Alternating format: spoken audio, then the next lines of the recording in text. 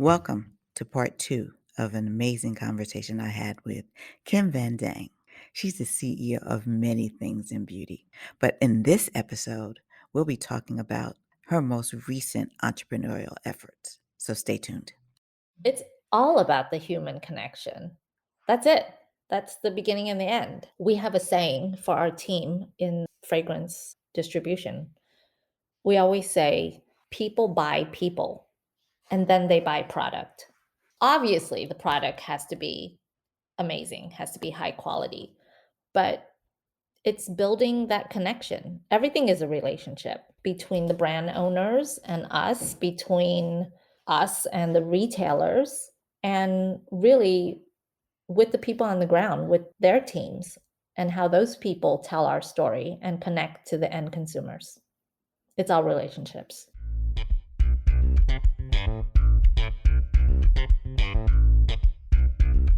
Hi, everybody. Welcome to a new season of Start Right Here. We are the podcast that puts the spotlight on the career paths of BIPOC beauty professionals, entrepreneurs, and creatives, as well as issues related to beauty and inclusion impacting us in the industry, as well as impacting consumers. I'm your host, Corinne Corbett, and I hope that conversations on this show help fuel your path to success. So let's talk about you as an entrepreneur. What made you transition into entrepreneurship? I had been at Instyle for 6 years. When coming in, I really thought of it as this is going to be a 5-year kind of job for me. And I was already in my 6th year, still going strong. By then, the tables had turned, and all of the top Hollywood actresses were chasing after me, asking to be in my pages. I mean, Julia Roberts wanted an Instyle beauty story. Wow. You know why? Because they figured out very quickly that if they had these beautiful spreads, they could land a beauty ad campaign. And they realized that after working with really just younger actresses who were not so scared to have the camera so close up, so tight on them, it was finally the top talents in Hollywood knocking down the door. But it's also a case of designing and building your own prison. We had invented this monster called celebrity editorial, and it's a formula like anything. And at some point, you've done it already. So I got the itch, but as well, I saw the coming of the internet, and I thought, my God, print publishing is going to implode. I mean, the writing was on the wall. So I spent my last year at Instyle really meditating on what was I going to do when I grew up. And I realized that for me, the fun was the business side of the beauty industry. I enjoyed sitting down with the CEOs of major beauty brands and discussing their strategy for entering the Chinese market, for instance, or developing the next breakthrough product. So I decided to start something I called a branding agency. And that word is so ubiquitous now. You know, that term branding is everywhere now, but this was 2005. Back then, when I made the announcement, all the other editors at Instyle came into my office and said, "What's branding? Congratulations." And it wasn't until I remember being in the back of a taxi cab going down Fifth Avenue past an empty commercial building. And instead of a big sign across all of the plate glass saying for lease, this sign actually said branding opportunity. And that's when I realized branding had finally come into its own. Entered the mainstream. Yeah. And I defined branding as a big umbrella word that encompassed, God, everything, how people viewed your brand.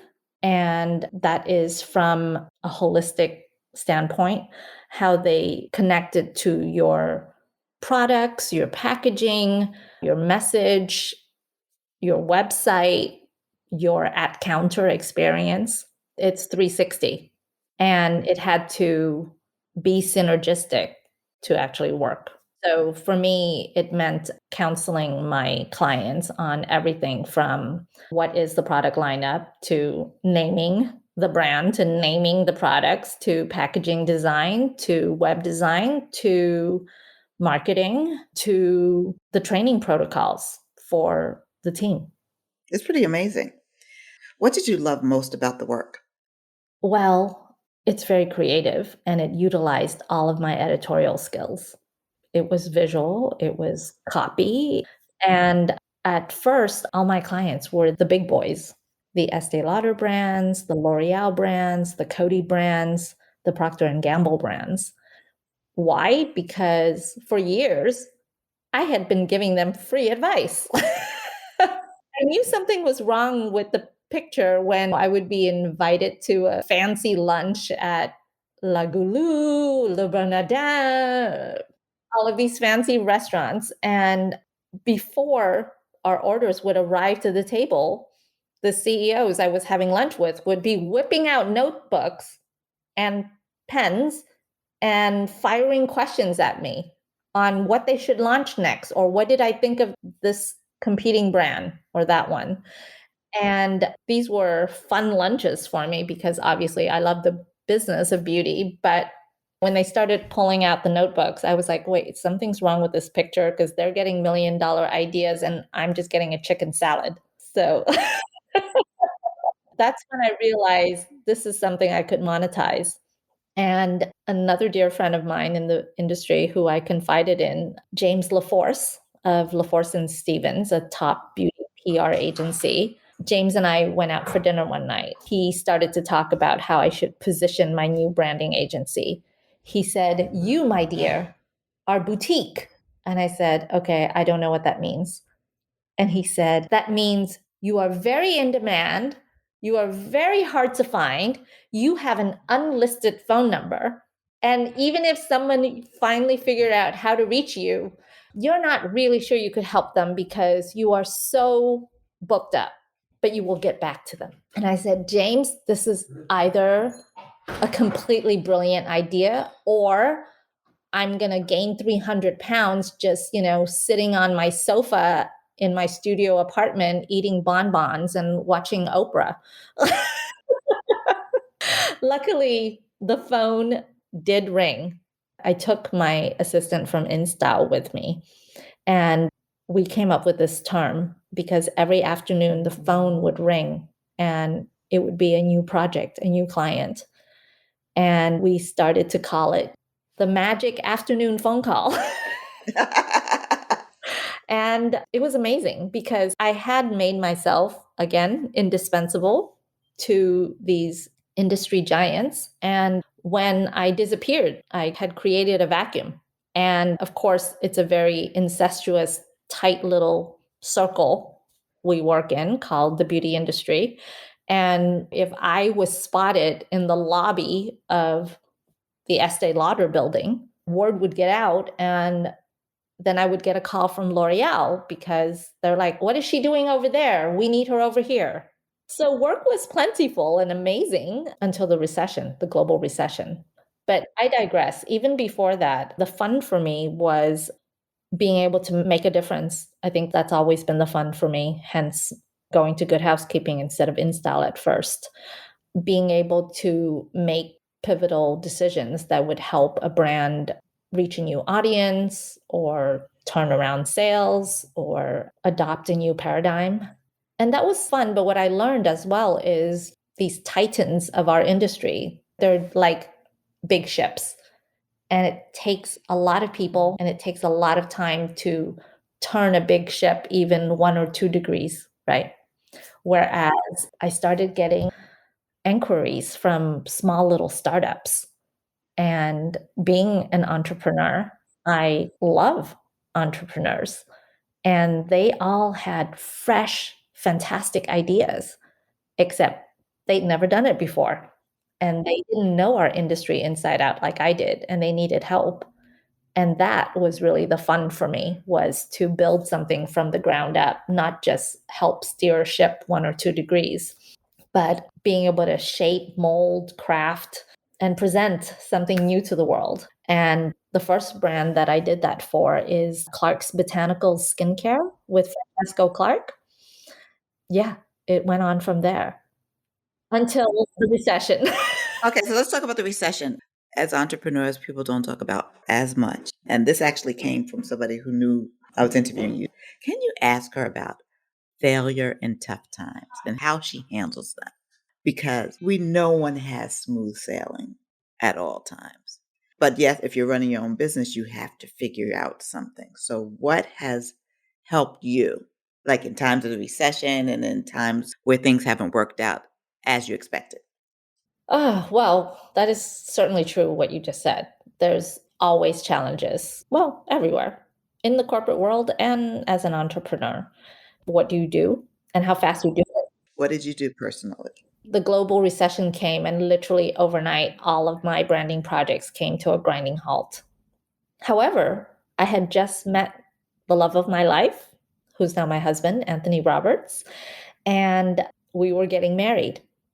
And one of my best friends, a top perfumer in the world, Francis Kirkjohn from Paris, was supposed to attend our wedding, except he had a last minute emergency and could not come.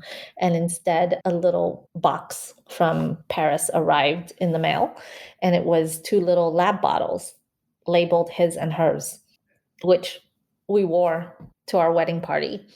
And of course, there were many beauty editors at my wedding. And all the editors wanted to know, what are you wearing? And it was such a gorgeous scent. And I had no answer for them. It came in a lab bottle. And a week afterward, Francis called from Paris to say congratulations and to ask, what did I think of these new creations of his? And I said, they're amazing. What brand is this? Because everybody's asking. And he said, well, I have an announcement to make.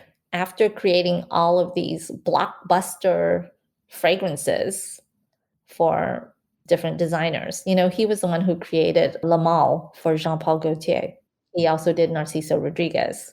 He said, I've decided to start my own fragrance house, my own maison, and I want you to run my business in North America. And I said, oh, well, I can. And then I launched into my menu of branding services for him. He said, no, thank you. I got all that. I'm doing all of that out of Paris right now, but I want to put my first shipment in the water across the Atlantic. And when it lands in New York, I want you to take over. I want you to run my business. And I said, oh, no, that's not what I do. That's not on the menu.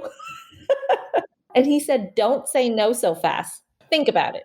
And I said, okay, but you know everyone in the industry as well. You need to do your diligence and go talk to other people who actually do this kind of work. So we went to our separate corners for a few weeks. But in that time, I realized that my brand new husband, Anthony, had all of the skill sets to help our friend Francis, skill sets I did not have because he's a sommelier and he was importing almost $2 million worth of wine into the US every year for all the top restaurants in Manhattan. I sat Anthony down very quickly and I said, listen, we need to help our friend Francis. And you know how to import wine. And wine and perfume are very similar products. They are both luxury products that are alcohol based, that come in glass bottles, and that have a bouquet. How hard can it be? My ulterior motive, of course, was to be able to spend more time with my husband. And if you have any friends or family in the restaurant business, it is a tough business and they literally live at the restaurant. They only come home to sleep for a few hours in between. And if you want to see them, you have to go to the restaurant. And I just wanted more quality time with him. So it worked. We took the MFK collection to Bergdorf Goodman. Of course, in all my years in the beauty industry, I had a nice Rolodex of all the top retailers. So it was just a matter of calling them up. I phoned Pat Saxby and I said, hey, Pat, I have something to show you. May I come in? And she said, sure, come in. And we did our little presentation. She said yes immediately in the conference room, but even more so, she got on the phone while we were still in the conference room with her and then hung up and looked at us and said, "Okay, you know what you just did here? Get yourself on a plane to Dallas, Texas, and just do what you just did here over there." And that meant presenting to the Neiman Marcus team, which were her counterparts at the parent company. We did, and they said yes. And it was the global recession. I think it was the depth of the global recession, but we launched. And let me tell you, it's tough when, again, you're in a very young perfume culture called America, where people think of it as a luxury, not as a necessity. And it was at the top price points. And I remember there was a lovely man, Mr. Martins, who was the general manager of Neiman Marcus Beverly Hills. And I had actually known him from when I was an intern in the LA Bureau for Women's Wear Daily.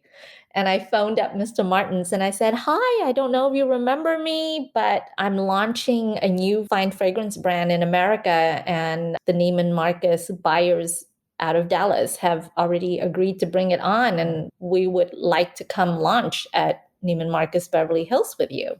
He was very delighted to hear from me again. And he rolled out the red carpet. He said, "Listen, we are having a private party in the store for Christmas. I'm closing down the store early one evening, the week before Christmas, and it's a private shopping party just for our top clients." There was a full orchestra greeting you at the door. There were champagne bars placed throughout the store. There was a runway fashion show they had put together. There were roving carolers. It was a huge investment for them to throw this party. And Mr. Martins gave me a very strategic table at the front of the beauty department. So you would have to pass me before going to see any other brand. And I was placed right next to the tree and Santa Claus. Well, nobody came in that evening. It was the depth of the global recession, and it was scary.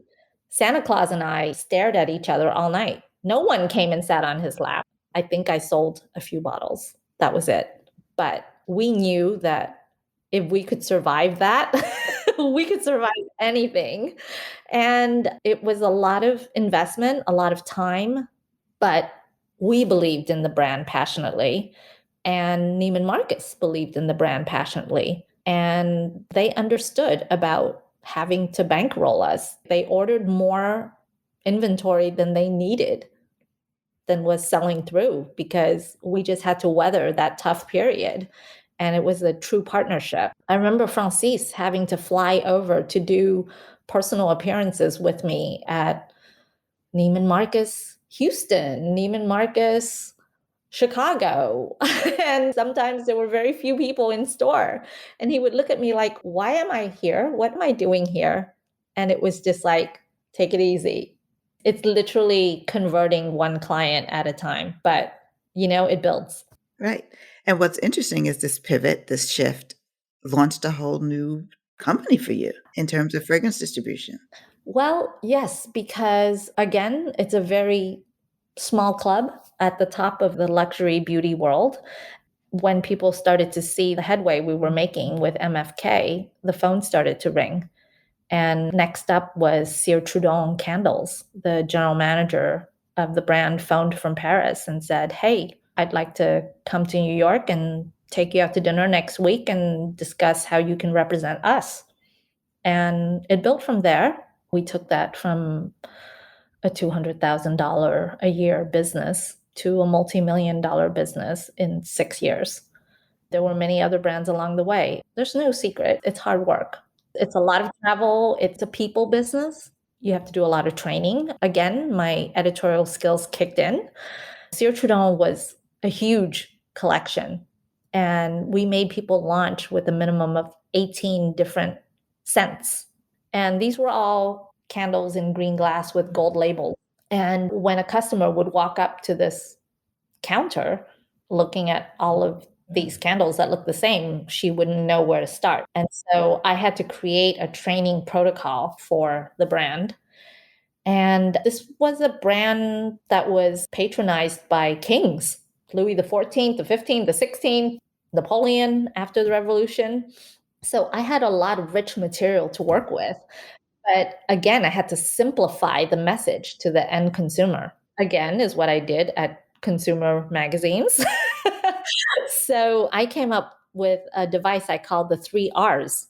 So instead of reading, writing, and arithmetic, it stood for what the brand stood for, which was religion, royalty, and revolution. This was the arc of French history, and it was also the story of the brand. And we were able to divvy up those 18 SKUs under the 3 R's. Then it was just about storytelling and seducing people with scent after that. Tell me how you find new brands to distribute. I mean, this is an ongoing process, so you must always keep your eyes open. Yes, pre-pandemic, we traveled extensively to different trade shows, but also just networking and having friends in the business who would say, you need to meet this one, you need to smell that. And we developed a reputation. Soon enough, brands started reaching out to us, sending us mailings of their collections. One of the brands we discovered was through Facebook. Well, I got a Facebook email one day from a brand out of Turkey, the only luxury fine fragrance brand out of Turkey called Nishane out of Istanbul. And they wrote to me via Facebook and said, we would like to present our launch collection to you. What is the best address to send our products? I gave them our office address, and this little red box arrived, a very long little red box. And when I opened it, there were 18 little vials inside. And I thought, wow, this is ballsy for a launch collection to launch with that many references.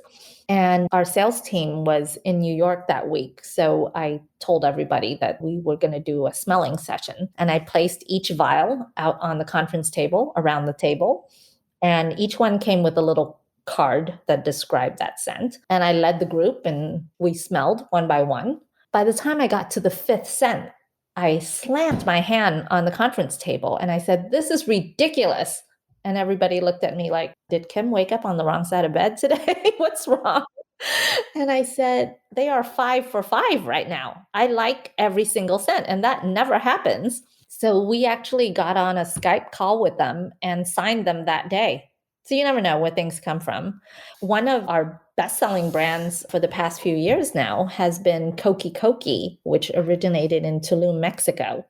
The story there is I had originally met Nicholas Malville, the creator of Koki Koki, when he was a supermodel at New York Fashion Week. You know how exhausting New York Fashion Week is? It's like people think it's so glamorous, but as an editor, you have your day job and your deadlines, but then you have to like schlep, especially during the January Fashion Week, through ice and slush and run around tents backstage trying to get information, trying to get interviews. And then Carolina Herrera decided to launch a new men's fragrance at the Frick Museum in a black tie ball during Fashion Week. And it was toward the end of Fashion Week. Like Fashion Week always ends like on a Friday. And this was like a Thursday night, 9 p.m.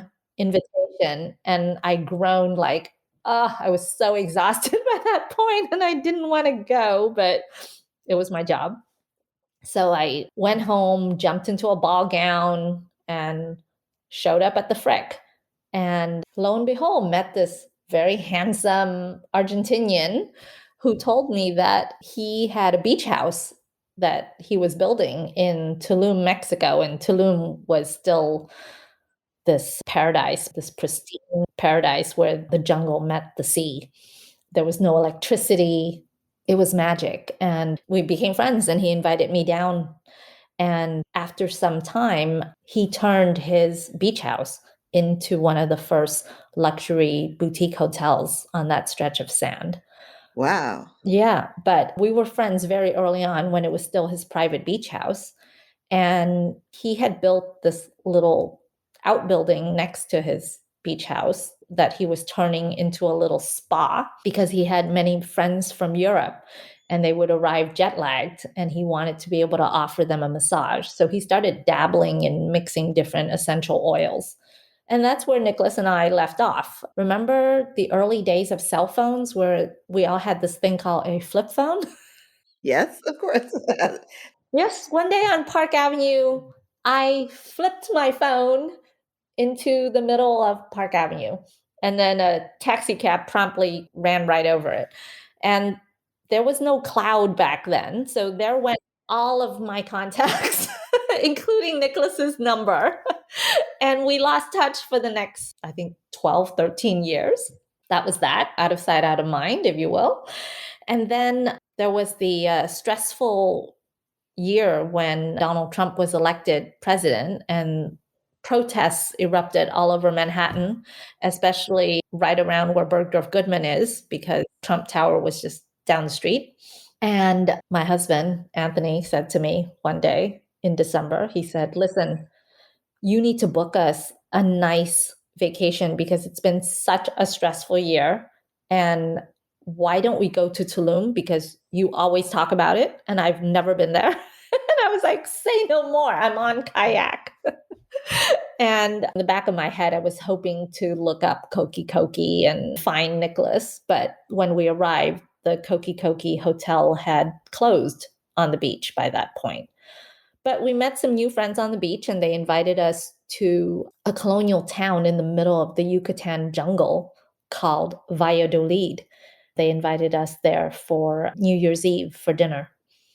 And we had no plans, so we thought, why not? And it turned out where they booked the dinner happened to be across the street from a Koki Koki boutique hotel, perfumery, and spa.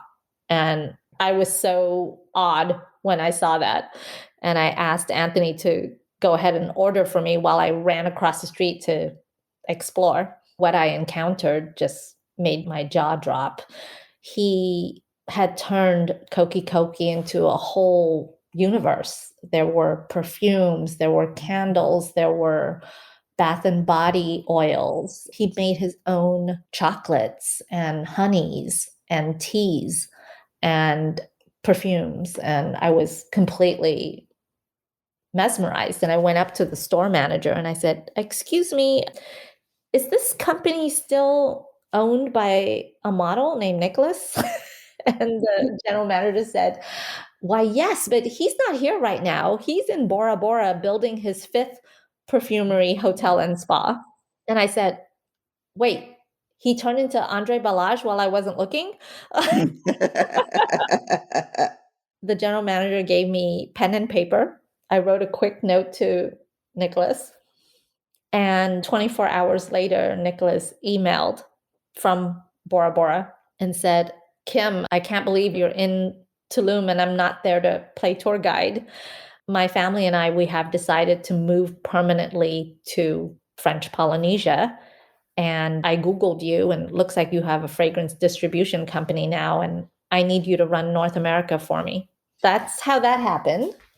What's really interesting there is for people that are listening, when you meet people, you don't always look for what you want. Making connections are important. And from authentic connections can come opportunity. It's not, I'm meeting you because I want to get something from you sometime. But getting to know people and sharing some common interests can lead to some great opportunities. It's all about the human connection.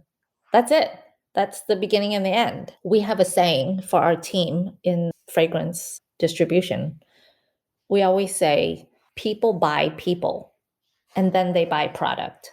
Obviously, the product has to be amazing, has to be high quality, but it's building that connection. Everything is a relationship between the brand owners and us, between us and the retailers, and really with the people on the ground, with their teams, and how those people tell our story and connect to the end consumers. It's all relationships. So true. On top of running a fragrance distribution company, you opened a retail store. I did. This was almost 5 years ago now. we were able to purchase a modest beach house in Sag Harbor, New York, in the Hamptons during the double dip of the global recession. That was the only way we got our foot in. But real estate was a buyer's market then. And we made a very lowball offer, and we're just lucky that the owners said yes. It was our weekend house, and it was definitely fixer upper. We had it for several years. When we were walking through town one day, again during the off season, and we saw a for rent sign in this building on Main Street. It's number 8 Main Street in Sag Harbor. Coincidentally, Donna Karen had just purchased the building across the street from us, what this space looked out onto. It was a diamond in the rough. It had been used mostly as a pop up space. And Anthony looked at me and he said, "Would you like all our brands to sit in a dark New Jersey warehouse? Or shall we put them in the light of day in front of all the right eyeballs this summer?" Which was like, duh. When you put it that way. So really it was his idea. He really pushed me into retail, but we had signed our 10th brand at that point. And so there was enough product to put into a store. And we thought, even though we were in all of the top stores in the city, when people are in the city, they're busy, they're working. They don't really have a lot of free time for shopping. And when they're in the Hamptons, maybe the husband is busy playing golf or something, and the wife is bored. She has time to shop. Or in the city, you run out of your La Mer face cream, and maybe you have your assistant go pick it up for you, or you get it online. But in the Hamptons, again, you have that downtime. You're more in vacation mode, even if it's only for the weekend. And it's an opportunity to discover new things. So we thought, let's try. I mean, we're selling artisanal candles and perfumes, and not everybody comes to the beach looking for that, but the price was right, the space was right. It's an experiment.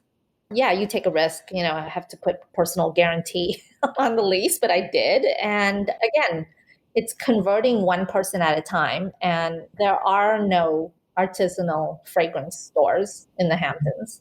So we were the first. Yeah, and it's 4 years now. We just re-upped our lease for year 5. We call it Havens because that's the name of the only beach in Sag Harbor proper, and we live off of Havens Beach. And then the idea of a haven, a sanctuary, it was sort of the perfect name. We started a website too called ilovehavens.com. And yeah, we have fun. It's a concept store. So we bring in lots of brands. It's a laboratory for us too, to test out new brands because we get approached by so many brands. And I mean, I certainly have my industry expertise and my gut feelings about things, but it's good to get feedback. Absolutely. Then what makes it exciting too is we love supporting local artists. So we bring that element into the store as well. And it's just been amazing. I liken it to like opening up your living room to the world. All sorts of people walk in. You have no idea who's walking in. And they're usually in tank tops and flip flops and shorts. But there was this man who came in a few summers ago with his big dog on a leash, tank top, shorts, flip flops. And he only maybe was 3 steps into the store. I was clear on the other side of the store. He let out a huge yelp. And I thought, oh my God, what's wrong? What happened? And he had just started looking around. And he said to me, "I pride myself on knowing all the cool artisanal brands, but I don't know any of the brands in here. How did you do it?" And he turned out to be the managing director of all of the Ace hotels. Things like that happen every day. We talked at the top of the show. I said Kim is CEO of many things. We've talked about havens. We've talked about fragrance distribution. We've talked about branding. But that's not all you're doing. You're about to launch something. You are launching something very special. So I'm going to give you the floor to tell us about it. Thank you for this opportunity. This is a big deal. I think after I put on this last hat, I will have maybe done everything in the beauty industry short of my own podcast, but I leave that to you. Okay, so next month I will be a brand owner. We are launching Van Dang fragrances. Yeah, this is our motto, be in the now. Beautiful. Thank you. I love our logo, which my husband designed for me. It's very playful, very different, but still chic and simple. And I especially love our logo bug because he placed the D on its side. Oh, wow. Yes. Yes, so you can read this in many different ways. So some people, when they see this logo bug, they think of like a TV set with rabbit ear antennas. But also, if you look closely, you maybe see a vessel with diffuser reed sticks. Yeah, that's what I saw. That's what you saw. Okay, there is something else you can see this as. If the V was a nose dipping into a vessel, into a perfume vessel, perhaps smelling something. And then finally, if you know me well, and if you've ever received an email from me, my sign off is always peace, KVD. We are launching our own luxury home fragrance brand. This is a brand that's going to grow, and we have plans to launch bath and body products and fine fragrance next year, 2022. But we're starting with home fragrance. But Anthony and I actually started working on Van Dang fragrances over 3 years ago when no one had any inkling that a global pandemic was headed our way. And I just feel so grateful that finally we seem to have conquered that challenge of global magnitude, that there are vaccines and that people are able, still with some restrictions, but for the most part, able to get back to their lives. How many scents are in the collection? We are launching with 6 fragrances, and we are launching them in 4 different formats. So let me show you. I'm going to introduce you to Van Dang fragrances. The packaging is fantastic. The vessel. This is our candle vessel, and I give Anthony all the credit for this. It's handmade porcelain. It is inspired by mid-century modern design, which is a love of ours. It comes with a lid, and it comes, more importantly, with this little reveal and a thick base. Why did we do that? We understand the luxury client very well. And we know that she just keeps her candle burning for hours on end. She doesn't really follow directions. While that's very good for replenishment sales, when you burn a candle for hours on end and you get toward the bottom, it gets very hot. Basically, all the wax has liquefied by that point. And over the years, for other beautiful brands that we've represented, we have had to deal with insurance claims for people's furniture getting damaged. A hot candle can leave a ring on your wood top table. We've had to deal with claims for leather top desks and chagrin consoles that have been ruined. So we decided to eliminate that problem altogether because there is this modernist reveal. The hottest part of the candle never touches your table surface. As well, it's a large candle. This is actually 100 grams. This is an 80-hour burn time. So we didn't want it to look heavy and clunky in modern architecture and furniture design. Sometimes they use this element where they add a little reveal at the base of a wall or of a console. And that is to make the piece cantilever, to make it look like it's floating. And we decided to add that feature here. So there's a visual lightness of being. Finally, we made sure the porcelain is very fine so that when you light your candle, the whole vessel glows like a lantern. Wow. Yeah. So that's the candle. You know, we're a startup. We're a small little artisanal brand. And most small brands do not start out with their own custom designed vessels. We decided that was important to distinguish ourselves, but how we were able to make it possible is that we use the same vessel as our reed diffuser. Basically, the lid, we have a logo coin that nests in here for the candle so that it's a covered lid. But for the reed diffuser, we don't add that coin. And yeah, it's two purposes, especially at first. We don't know which is going to sell faster. And the organic texture on it is something we're very proud of too. This was very difficult to achieve, but it makes it an iconic product. There was a lot of discussion as to, do we put the Van Dang logo and where would it go? Maybe here. But in the end, we decided this is a piece of sculpture for your home. And we don't want to ruin it with a logo as much as we love our logo. You have to put yourself in the consumer's shoes and figure out what does he or she want. There is also a room and linen mist and a small little oil dropper bottle in the brand. And these, they look like black glass, but when you put it under bright light, you'll see it's actually a dark violet glass. We import these from Scandinavia. It is called biophotonic glass. And what is that? It's a dark purple glass that does not allow any UVB rays to penetrate. What that means is your formula inside stays very well preserved. The shelf life is amazing.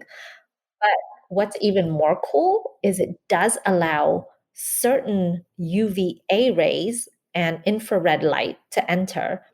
And what those do is they actually animate the organic compounds in our formula so that, in short, your scent stays fresh and lively. Wow. Isn't that cool?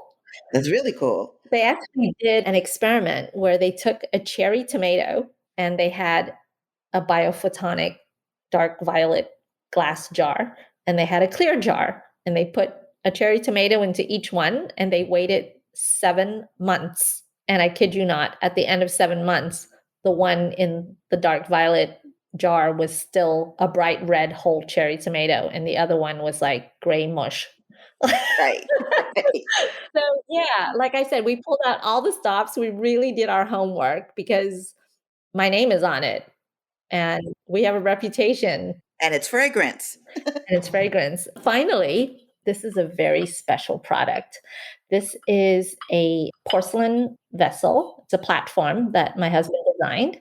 Again, just slightly larger in diameter than the candle vessel. It's still the same idea with the reveal and the thick base.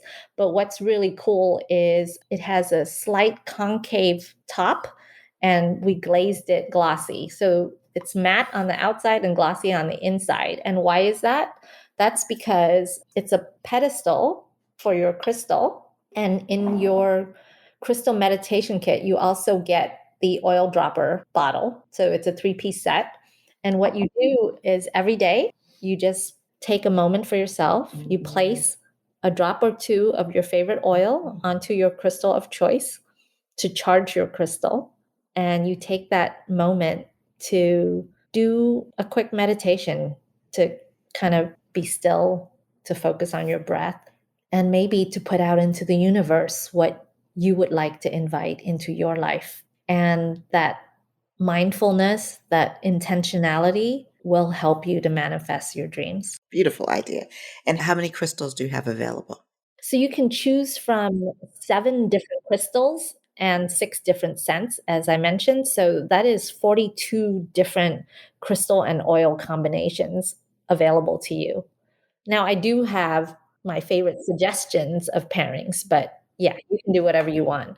So, for instance, this is smoky quartz, which is really good at being a very protective stone. So, if you have any physical issues or even mental or emotional issues, like if you have really bad nightmares, this is a great crystal to keep near you, especially on your night table at night. We have a friend whose husband is undergoing open heart surgery.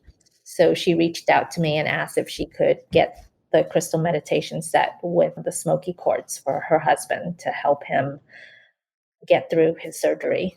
And this is clear quartz, and this is sort of a universal stone. It's called a master healing stone. And what it does is it's super healing, but think of it as like a booster. It helps amplify the power of any other crystal you have near it. So this is another good one. But there are 7 crystals to choose from: rose quartz to invite love into your life, citrine to incite creativity. One of my favorites is fluorite, and it's this beautiful pale green color. And that one is very grounding, but it also helps with intuition.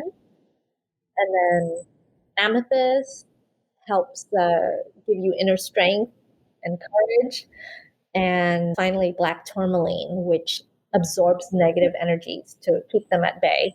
This is fantastic. And what I love about what you've just shown us, not only is the packaging gorgeous and the thoughtfulness in terms of the design, but the crystals are huge. I mean, like they're substantial size. So how do you source these? Well, first of all, I have a little disclaimer. The stuff comes out of the ground. So we can't guarantee that it's always going to be this shape or this clarity or this color or necessarily even this size, but we're trying to make them as uniform as possible. So crystals come from all over the world. Some of the places that we source from include Madagascar, Africa. Brazil has a huge industry for mining crystals. So yeah, they come from all over the world, as do our fragrance oils. I want to talk about that for a second. At Van Dang Fragrances, we are championing a concept we are calling farm to fragrance. In the same way, in cuisine, you have farm to table. For us, it's literally working directly with farmers who are out in the fields, picking the petals and turning them into beautiful fragrance oils, and being able to work with them directly through our partner at International Flavors and Fragrances, IFF. They have a division based out of Grasse called LMR, that is Laboratoire Monique Remy. And the team at LMR are the ones who create this direct supply chain. It's a very transparent supply chain. And the farmers that they do business with basically sign a pledge. They pledge not to use any pesticides, and they pledge to farm in a sustainable way. And there's no middlemen. And maybe most important to Anthony and me, to Van Dang Fragrances, is the promise that for doing all of that hard work, it is a fair trade product. We want to make sure these farmers get a living wage. We want to support these farmer communities. And we think of it as an incredible privilege to be able to connect these farmers directly to our end consumers. It's back to what I said before, which is it's all about people. It's people who make the world go round. And when you smell our bouquets, it comes through. I mean, these are farm to fragrance bouquets, and they're so natural. And we actually went through many different perfumers before kind of landing on the fragrances we have now. It's about working closely with perfumers to make sure that we have a scent called Solaire, which is an orange blossom, but we use the oil from the orange blossom. We use the stems and the leaves from the orange blossom, and it's every part of the flower and the fruit. So the scent really comes to life when you smell it. And that's the scent to start your day and to position you for openness and positivity for what the day might bring. So beautiful. Where will our listeners be able to talk about where you're launching and where they'll be able to talk about where you're launching and where they'll be able to buy the Van Dang fragrances? So, first of all, we will only be launching in mid November. We are in the middle of production right now, and we're hard at work on our first production run. Everything's made in America, and we will be launching with Bergdorf Goodman as our department store launch partner. And we are so excited by that because, you know, we want to be part of this New York is back movement. And over the last 12 years, Bergdorf Goodman and Neiman Marcus have been incredible partners for us. It did start with MFK and Ciertrodome, but it's come full circle. And they so believe in this project. And because of COVID, so many of the smaller artisanal brands have either gone out of business or have been cut out of the offerings at Bergdorf's. So you're kind of left with just the big brands, and we're an artisanal brand. So for them to give us the commitment is huge. As well, it's a small, slow rollout. We're going to be expanding much faster in the new year, but this is the first time out of the gate, and we want to get it perfect. And like I said, all of our vessels are handmade. So we are limiting how many doors we're opening with. And it'll only be marquee independent doors in key cities across the country. So, for instance, the conservatory at Hudson Yards in New York will be launching with us. And they have a store as well in Dallas. We're super excited about that. Another door is Marissa Collections in Naples. We will be opening when the season starts up in Miami with Curio at Faina Bazaar. Sotre, which is a lovely, lovely store in New Orleans, is a launch partner. And Tesoro is a luxury gift store in Beverly Hills. And I do want to mention as well the Paris Market, which has 2 locations in Savannah and in Palmetto Bluff.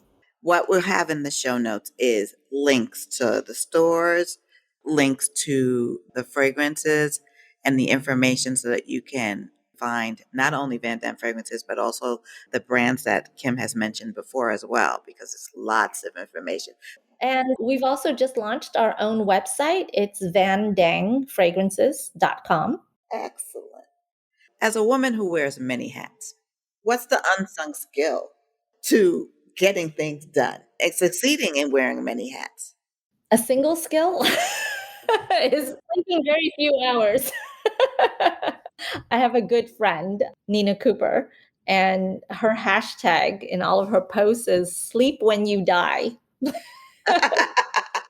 which I believe was also something that Donatella Versace is often quoted saying. Yep, that makes a lot of sense because you've got a lot of balls in the air. Yeah. And then being able to delegate, having a strong team who you're close to, who you support, having a wonderful partner, my husband in most cases. And then in Havens, I have a fashion designer partner, Diego Benetti. So he does all of the dresses and accessories for the store. And I do all of the curation for home fragrance and fine fragrance. It's surrounding yourself with people you love and trust. Finally, in this last section of the podcast, I want to leave our listeners with some concrete steps on where to begin. So let's go into our starting 5 that takeaway tips from our guests. You managed to turn your love of fragrance into several viable businesses. Can you give listeners 5 tips on how to work your passion? 1 is believing in yourself. 2 is being very focused. Lots of opportunities come our way every day.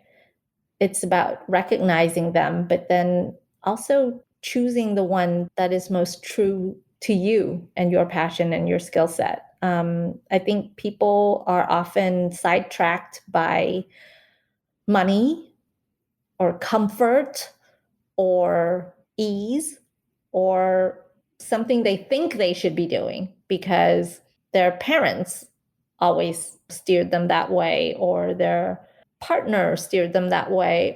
Obviously, time management has to be in there too. And for me, it's Google Calendar with alerts. And I guess the last piece is the big picture, the vision piece. Keep your eye on the ball. That's fantastic. I can't thank you enough for joining me, for spending this quality time, like digging deep and giving people, especially our listeners, insight into all the areas of beauty that you talked about and all the areas of your career that you've had a chance to find success and also be challenged and grow through. Thank you. Thank you for this opportunity to discuss all of it. Honestly, it looks fantastic in hindsight, but at any given moment, you only know what you know. And it's about one foot in front of another. It's about trusting your gut and taking chances. I mean, entrepreneurship is nothing if not taking risk, but no risk, no reward. And life is short and you have to try. That's our show for today. If you have questions about where to start in your beauty career, drop us a line at hello@beautybizcamp.com. Remember, there are many roads to success, but each of them requires you to start. So take that step forward today. See you next time.